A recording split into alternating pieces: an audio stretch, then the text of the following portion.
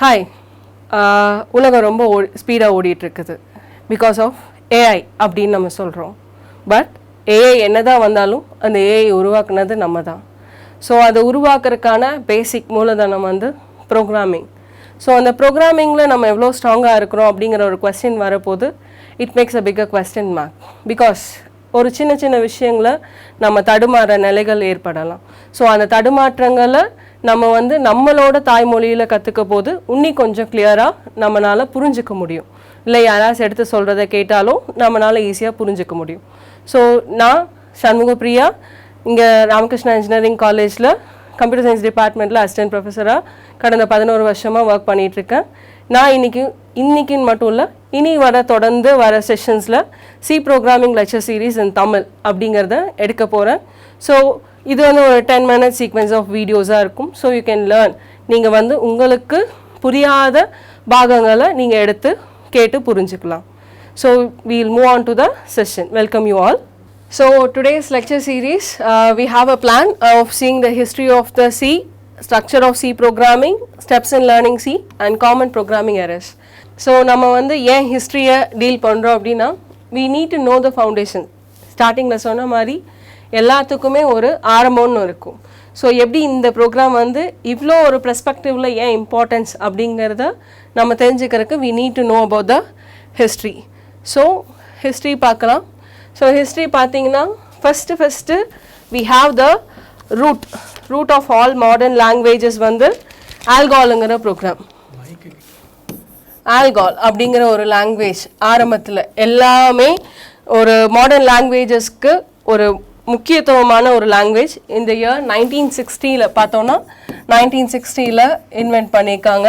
So இது வந்து யார் இன்வென்ட் பண்ணாங்க அப்படின்னு பார்த்துட்டிங்கன்னா இட் வாஸ் இன்ட்ரடியூஸ்ட் பை டிஜிஸ்டர். ஓகே, ஸோ எதுக்கு இந்த மாதிரி லாங்குவேஜ்? இது வந்து ஒரு மாடர்ன் டூல் லாங்குவேஜ். நம்ம வந்து இப்போ நிறைய மொபைல் ஃபோன்ஸ் யூஸ் பண்ணுறோம், சிஸ்டம்ஸ் யூஸ் பண்ணுறோம். ஸோ எல்லாருமே நான் இங்கே போர்டு யூஸ் பண்ணுறேன். ஸோ யூஸ் பண்ண போது when I touch, இதை டச் பண்ண போது it's a command to this board. So அந்த கமாண்டுக்கு தகுந்த மாதிரி என்னோட இன்ஸ்ட்ரக்ஷன்ஸுக்கு தகுந்த மாதிரி என்னோட அசைவுகளுக்கு தகுந்த மாதிரி ஒரு ஆப்போசிட் ரியாக்ஷன் நடக்குது. ஸோ அதை தான் நம்ம வந்து இன்ஸ்ட்ரக்ஷன்ஸ் அப்படின்னு சொல்கிறோம்.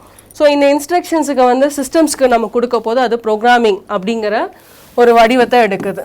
ஸோ அந்த ப்ரோக்ராமிங்கோட பேசிக் லாங்குவேஜ், மாடர்ன் டூல் லாங்குவேஜ் வந்து ஆல்கால். அது வந்து இந்த இயர் 1960 இன்ட்ரடியூஸ் ஆச்சு. ஸோ நெக்ஸ்ட்டு அதுக்கப்புறம் பார்த்தோன்னா we have BCPL அப்படிங்கிற ஒரு லாங்குவேஜ். ஸோ அந்த பிபிடியில் பார்த்தீங்கன்னா உங்களுக்கு தெரியும் BCPL, that is basic combined programming language. அந்த பேசிக் கம்பைன்ட் ப்ரோக்ராமிங் லாங்குவேஜ் எப்படி வந்துச்சு அப்படின்னா, இது வந்து மோஸ்ட்டாக ஒரு சிஸ்டம் சாஃப்ட்வேர்ஸ் உருவாகிறதுக்காக. நம்மளை இப்போ சிஸ்டம் சாஃப்ட்வேர் அப்படிங்கிறது உங்களுக்கு ஒரு புது விதமான வார்த்தையாக இருக்கும். நம்ம போக போக படிக்க எல்லா விஷயங்களையும் நம்ம தெரிஞ்சுக்குவோம். ஸோ சிஸ்டம் சாஃப்ட்வேர் அப்படின்னு பார்த்துட்டிங்கன்னா ஒன்று வந்து அப்ளிகேஷன் சாஃப்ட்வேர் அப்படின்னு ஒன்று இருக்கும், ஒன்று வந்து சிஸ்டம் சாஃப்ட்வேர். அதாவது இந்த அப்ளிகேஷனுங்கிறது இப்போ நான் போர்டில் எழுதிட்டு இருக்கிறது அப்ளிகேஷன் சாஃப்ட்வேர். இந்த ஒரு இன்ட்ராக்டிவ் போர்டு அப்படிங்கிறது வந்து என்னோட அப்ளிகேஷன் சாஃப்ட்வேர். நான் இந்த பிபிடி பார்க்குறேன். ஸோ இதெல்லாமே என்னோட அப்ளிகேஷன்ஸ். இதுக்கு பின்னாடி இருந்து இது எப்படி ஓப்பன் ஆகணும், என்ன மாதிரி அசைவு சொல்கிறாங்க, சில பிபிடி அடுத்த ஸ்லைடுக்கு மூவ் பண்ணுமா அப்படிங்கிறத வந்து சொல்கிறது வந்து உங்களோட சிஸ்டம் ப்ரோக்ராம்ஸ். ஸோ அந்த மாதிரி ஒரு பேசிக் ப்ரோக்ராம் தான் உங்களோட BCPL. இது 1967 இந்த ப்ரோக்ராமை கண்டுபிடிச்சாங்க. ஸோ இந்த ப்ரோக்ராமை கண்டுபிடிச்ச ஒரு பேர் வந்து மார்டன். ஓகே, ஸோ ஒரு ஃபஸ்ட்டு பேசிக் லாங்குவேஜ் எங்கேருந்து ஸ்டார்ட் ஆச்சுன்னா ஆல்கால். இதுதான் ஒரு root for all the modern languages. ஒரு ஃபஸ்ட்டு கம்ப்யூட்டர் லாங்குவேஜ்னே சொல்லலாம். ஸோ இது வந்து டிஜிஸ்டர்னால இன்வென்ட் பண்ண முடிஞ்சு. நெக்ஸ்ட்டு 1967 BCPL ஒரு language, that is basic combined programming language. இது வந்து சிஸ்டம் சாஃப்ட்வேர்ஸ் ஆக எழுதுறதுக்காக யூஸ் பண்ணணும். அதுக்கப்புறம்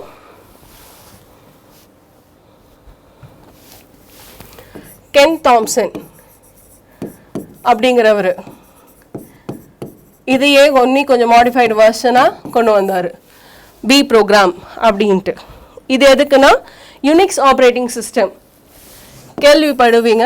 யூனிக்ஸ் ஆப்ரேட்டிங் சிஸ்டம் உங்களோட மொபைல் ஃபோன்ஸ், இப்போ நம்ம சொல்கிறோம்ல மொபைல் ஃபோன்ஸில் வந்து ஆண்ட்ராய்ட்ஸ் இருக்குது, ஆண்ட்ராய்டு ஆப்ரேட்டிங் சிஸ்டம்ஸ் அப்படின்னு சொல்கிறோம்ல. ஸோ அந்த மாதிரி யூனிக்ஸ் ஆப்ரேட்டிங் சிஸ்டம்ஸ் அந்த மாதிரி ப்ரோக்ராம்ஸ், சிஸ்டம் ப்ரோக்ராம்ஸ் தான் இதுவும். இப்போ வரைக்குமே நம்ம என்ன பண்ணுறோம், we are writing only the system programs. இப்போ வரைக்குமே இந்த இன்வென்ஷன் பி லாங்குவேஜ் இன்வென்ட் ஆகிற வரைக்குமே we don't have any application programs.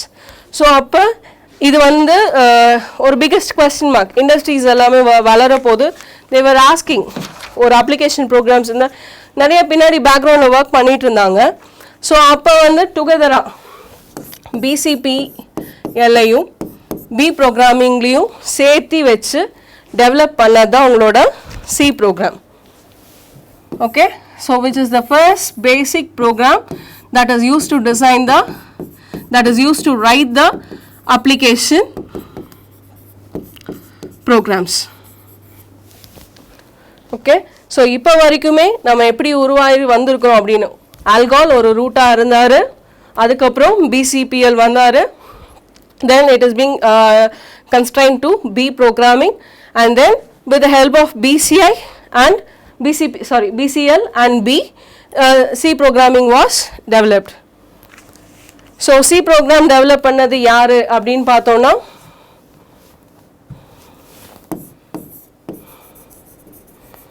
Denis rich, இவரும் கென் தாம்சன், அவங்க எல்லாருமே 1972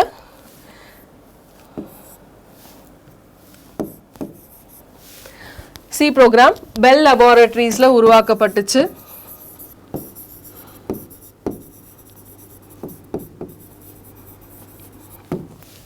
பெல் லெபார்டரிஸில் உருவாக்கப்பட்டுச்சு.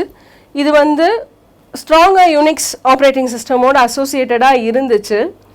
1970 அதாவது இந்த காலகட்டங்களில் it was called as traditional C. அந்த பிபிடியை பார்த்தீங்கனாலே உங்களுக்கு தெரியும், சி ப்ரோக்ராமிங் 1972 வந்துடுச்சு. பட் இருந்தாலும் அதோட சீரீஸ் எப்படி சீக்வன்சஸ் வந்துச்சுன்னா 1970 காலகட்டத்தில் அதை வந்து ட்ரெடிஷ்னல் சி அப்படின்னு நம்ம கூப்பிட்டோம். ஸோ அப்போ வந்து டெனிஸ் ரிச்சி என்ன பண்ணாருன்னா, டெனிஸ் ரிச்சியும் பிரெயின் கென்ஹாம் அந்த பிசிபிஎல் லாங்குவேஜ் வச்சால அவங்க, ஸோ டெனிஸ் ரிச்சியும் பிரெயின் கென்ஹாம் இவங்க ரெண்டு பேரும் சேர்ந்து த சி ப்ரோக்ராமிங்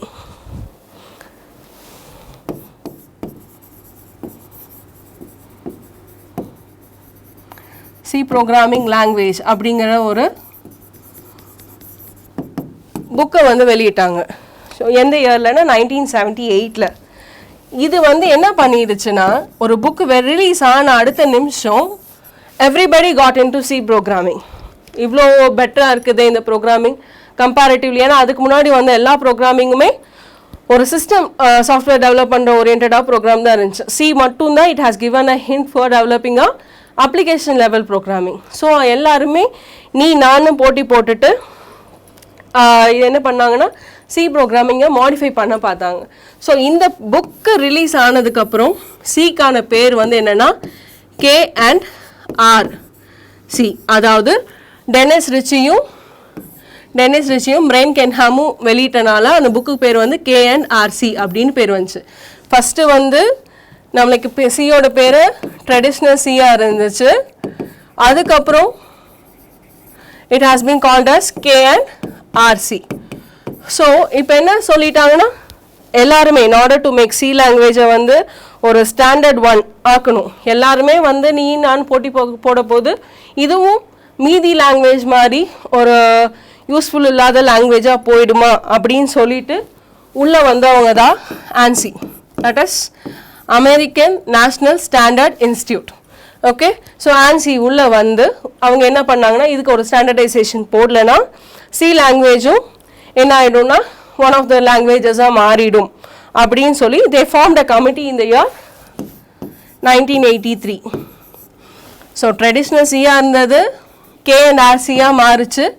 அதுக்கப்புறம் ANSI உள்ளே வந்து என்ன பண்ணாங்கன்னா ஒரு ஸ்டாண்டர்டைசேஷன் கமிட்டி செட் பண்ணி 1983 உட்காந்து ஒரு 6 years டோட்டலாக ஒரு 6 years ஒர்க் பண்ணியிருப்பாங்க. ஹவு டு ஸ்டாண்டர்டைஸ் சி அப்படிங்கிறது. ஸோ ஸ்டாண்டர்டைஸ் பண்ணி தென் தே ரிலீஸ்ட் 1989ல டிசம்பரில் they have released the version of the C. That is, this is the format you have to follow for the C. அதிலிருந்து C programming எப்படி அழைக்கப்பட்டுச்சுன்னா ANSI C. So 1989ல Cக்கு உருவான பேர் வந்து ANSI C. So இது வந்து இன்னும் ஒரு வருஷம் ISO அப்ரூவல் அந்த மாதிரி எல்லாமே வாங்கி 1990ல it has formatted as C, the original C programming. So இதோட உண்மையான வெர்ஷன்ஸ் இருக்குது. ஸோ வெர்ஷன்ஸ் பார்த்தீங்கன்னா இந்த காலகட்டத்தில் தான் உங்களுக்கு பார்த்தீங்கன்னா C++, ஜாவா இவங்கெல்லாம் உருவாயிட்டு இருந்தாங்க பின்னாடி. எப்படின்னா இந்த ஸ்டாண்டர்ட் ஒரு சில ஃபியூச்சர்ஸ் வந்து C++ல இருக்கிறது, அதாவது C++ அப்படிங்கிறது யார் அப்படின்னா இந்த C++, ஜாவா அப்படிங்கிறது யாருங்கிறது நம்ம இன்னும் லெக்சர் சீரியஸ் கூட போகலாம். பட் இப்போ இவங்க யாருங்கிறத நான் சொல்லிடுறேன். த பேசிக் ஆப்ஜெக்ட் ஓரியன்டட் ப்ரோக்ராம். பேசிக் ஆப்ஜெக்ட் ஓரியன்டட் ப்ரோக்ராம். ஏன் அப்படின்னு பார்த்தோன்னா, பிகாஸ் எல்லா லாங்குவேஜஸ் C வந்து ஒரு ஃபவுண்டேஷனல் லாங்குவேஜ்.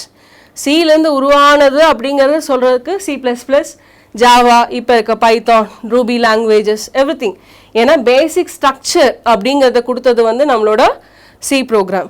ஸோ இந்த மாதிரி ஸ்டாண்டர்டைசேஷன் ஃபீச்சர்ஸ் வந்து C++ல ஜாவாவில் இருக்கிறத ஏன் நம்ம சியில் இன்க்ளூட் பண்ணக்கூடாது அப்படிங்கிறத ஒரு கொஸ்டினாக வச்சு என்ன பண்ணாங்கன்னா அந்த கமிட்டி மெம்பர்ஸ் இவங்களில் இருக்கிற ஃபீச்சர்ஸை எடுத்து சிக்குள்ளே போட்டாங்க. அந்த சிக்கு பேர் வந்து C99. அன்ஃபார்ச்சுனேட்லி இந்த ஸ்டாண்டர்டைசேஷன் வந்து ஒர்க் அவுட் ஆகலை. மெனி கம்பைலர்ஸ் வந்து சப்போர்ட் ஆகாதனால இது வந்து அப்படியே என்ன ஆயிடுச்சு, ஸ்டாக்னன்ட் ஆயிடுச்சு. ஸோ மேக் ஷூர் தட் இவ்வளோதான் C ப்ரோக்ராமிங். இது வந்து ஒரு குட்டி கதை மாதிரி, ஒரு குட்டி ஸ்டோரி மாதிரி நீங்கள் சொல்லலாம். இவன் எப்படி உருவாகி வந்தான் அப்படிங்கிறத you can give it as a story, தெரிஞ்சுக்கலாம். டெனிஸ் ரிச்சிங்கிறவர் உருவாக்குனாரு, பட் ஆஸ் ஆஃப் தட் அப்படிங்கிறது வரல. ஆல்கோல்லேருந்து ஆரம்பித்து ஈவன் C வந்து சியே ஒரு 3 ஃபேஸஸ் தாண்டி போயிருப்பாங்க. ஒன்று வந்து ட்ரெடிஷ்னல் சியாக பேர் போட்டார்.